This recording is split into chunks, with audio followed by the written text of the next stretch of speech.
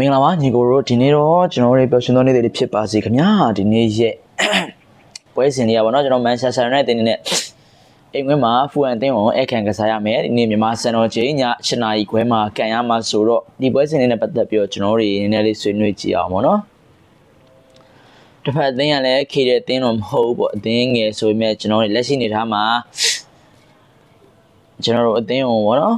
ဖိအားပေးပြီးတော့ကစားနိုင်တဲ့အသင်းထဲမှာပါတယ်ဆိုပြီးတော့သိရတယ်အဲ့တော့ကျွန်တော်တို့ဖူအန်အသင်းရဲ့နေသားတစ်ခုမှာကျွန်တော်တို့9ပွဲကစားရတဲ့အချိန်မှာ2ပွဲနိုင်2ပွဲတည်1ပွဲရှုံးရလက်နဲ့ပရီးမီးယားလိမှာရှေ့စွာနေတဲ့တင်းတင်းဖြစ်တယ်ပေါ့ဗျာအဲ့တော့ကျွန်တော်တို့ United တင်းတင်းနဲ့ရောက် United တင်းတင်းနဲ့ကနေပြအပြောင်းလဲတွေတခြားသောပြဿနာကိစ္စတွေနဲ့ကြားထဲမှာ United တင်းတင်းနဲ့အများကြီးခက်ခဲရင်ဆိုင်ခဲ့ရပါတော့ဒီကြားထဲမှာကျွန်တော်တို့ Michael Carrick ရောက်လာတဲ့အတိုင်းအတာတစ်ခုမှာ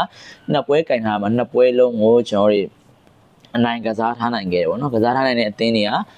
တကယ်ထိတ်မှာရောက်နေတဲ့ကျွန်တော်တို့အဆင့်1နဲ့အဆင့်2မှာရောက်နေတဲ့ Arsenal နဲ့ Manchester City ဆိုတဲ့အသင်းတွေကိုအနိုင်ရရှိထားဆိုတော့အဲ့ဒီစိတ်ဓာတ်တွေနဲ့ကျွန်တော်တို့ဒီနေ့ညပွဲကို United တို့အနိုင်ကစားသွားနိုင်မလားပေါ့ဒါတွေတော့တစ်ချက်ဆောင်ကြည့်ရမယ်ဒီကတော့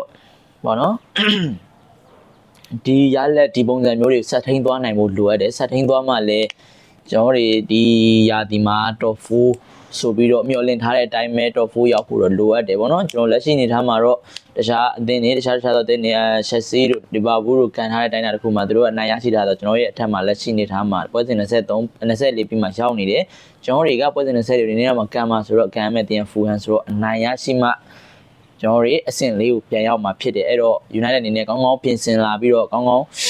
ဒုက္ခပေးသွားနိုင်မယ်လို့မျှော်လင့်နေလီဂါအာသာချက်ကအိမ်ကွင်းမှာအခန့်ကစားရမှာလက်ရှိနေထားမှာကစားသမားအနေနဲ့စိတ်သက်တက်ကြွမှုပိုင်းတွေအများကြီးရှိနေတယ်ဆိုတော့ United တို့အနေနဲ့ဒီညပွဲကိုအနိုင်ကစားဖို့ရုံကြည်ကြည်နဲ့ဖြတ်တန်းမှရမယ်ပွဲထွက်လူစင်းကိုကြည့်မယ်ဆိုတော့ကျွန်တော်တို့နောက်မှာတော့ကိုသမား Lesman ကွင်းလယ်မှာမကွိုင်းယာနဲ့မာတီနက်ကွင်းလယ်ဒီနောက်တာမကွိုင်းယာမာတီနက်နဲ့လူရှောဒါတော့ပဲပါလာမယ်ပေါ့နော်အဲ့တော့ကွင်းလယ်မှာတော့ Casemiro နဲ့မေနူပဲပွဲထွက်လာမယ်သဘောရှိတယ်ခြေထဲမှာ Bruno Fernandes ဒိုကူကတော့တန်ရာရနေတယ်ဆိုတော့ဒိုကူနေရာမှာတော့ကူညာဝင်လာမလားမေဆင်မောဝင်လာမလားဆိုတော့စောင့်ကြည့်ရမယ်ပေါ့နော်ဒီဘက်မှာတော့အာမတ်ဒီယာလိုပဲပြောင်းလာပြီးတော့မှခြေထဲတိုက်စစ်မှာတော့ကျွန်တော်တို့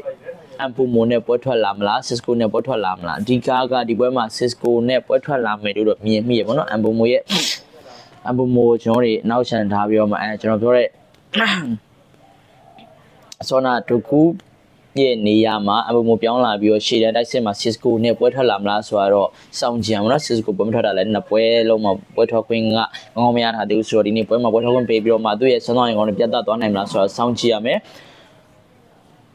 တစ်ဖက်အသင်းကလည်းကျွန်တော်တို့ဖိအားပေးနေတဲ့အသင်းကျွန်တော်တို့ United အသင်းနေနဲ့လည်းလက်ရှိနေထားမှာကောင်းမွန်တဲ့ခံစားချက်စိတ်ခံစားချက်အနိုင်ရလက်တွေနဲ့ရင်ဆိုင်နေရတဲ့ကြော်လွားနေတဲ့အသင်းဖြစ်တဲ့အလျောက်အနိုင်ရရှိမှဖြစ်မယ်ပေါ့နော်ဘာပြောအသင်းရဲ့ကစားသမားနဲ့ဆေးရထက်သန်နေတဲ့တက်ကြွနေတဲ့အနေထားတစ်ခုမှာအနိုင်ရလက်ကိုဖော်ဆောင်နိုင်မလို့မြင်တယ်ညီကိုအနေနဲ့ရောဘယ်လိုမျိုးတွေမြင်နိုင်လဲပေါ့နော်အဲ့ဒါလေးတစ်ချက်ကွန်းမှာရေးခဲ့ပေးအောင်ကျေးဇူးများတင်တယ်ဒီနေ့တော့လောက်ပါပဲည7နာရီခွဲမှာကျွန်တော်ရဲ့ live stream တွေပြန်တွေ့ရမယ်ခင်ဗျကျွန်တော်ရဲ့ YouTube channel လေးဖြစ်တဲ့ United Speaker ဆိုတဲ့ account လေးကို channel လေးကိုလည်း subscribe မလုပ်ရသေးရင် subscribe လုပ်သွားဖို့အတွက်မြတ်တရခံပါခင်ဗျကျေးဇူးများတင်ပါတယ် United Speaker ပါ